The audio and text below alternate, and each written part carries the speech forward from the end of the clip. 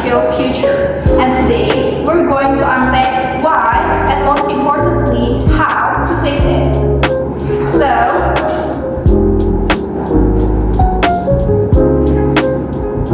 let's rewind a bit. Who exactly is Gen Z? Gen Z refers to anyone born between 1995 and 2010. That's people aged between 13 and 28 years old.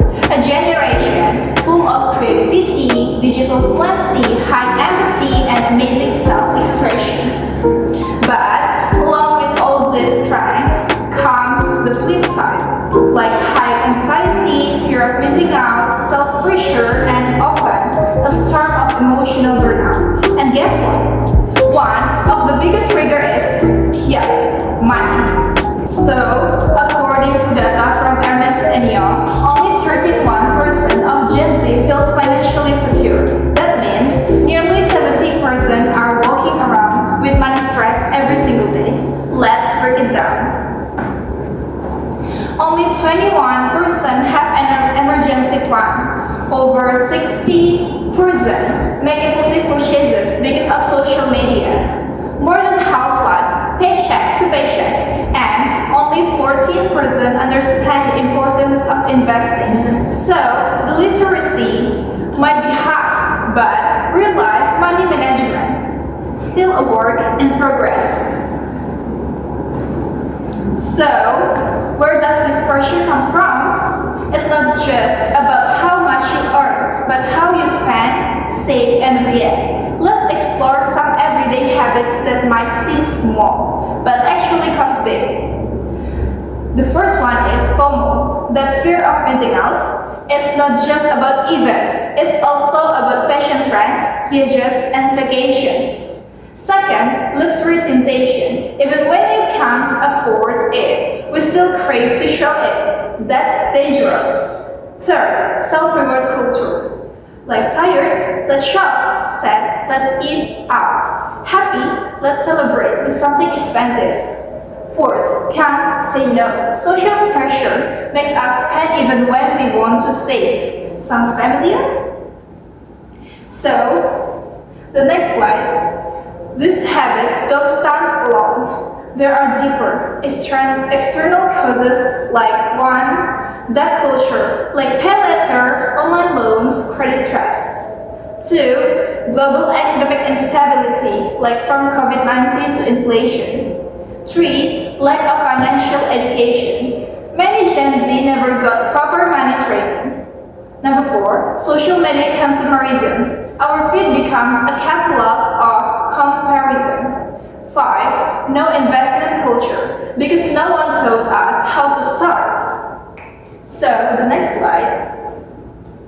Here's the hardest truth. Money problems aren't just numbers on your e-wallet. They can mess with your mental health too. Stress about money can cause anger or shame, conflict with family or partners, depression, and anxiety. Sleep problems or even eating disorders. Yeah, financial stress can literally make you sick. Next. Okay, breathe. It's not all doom and gloom. There is a way out, and it starts with awareness. First, know your needs versus wants.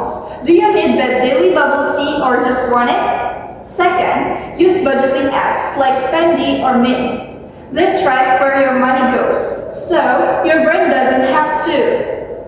Third, set clear financial goals. Maybe pay off a small debt in 3 months or save up for a trip with cash instead of credit. I have a bonus tip like apply the 50-30-20 rule. 50% for essential, 30% for wants, 20% for savings or investment.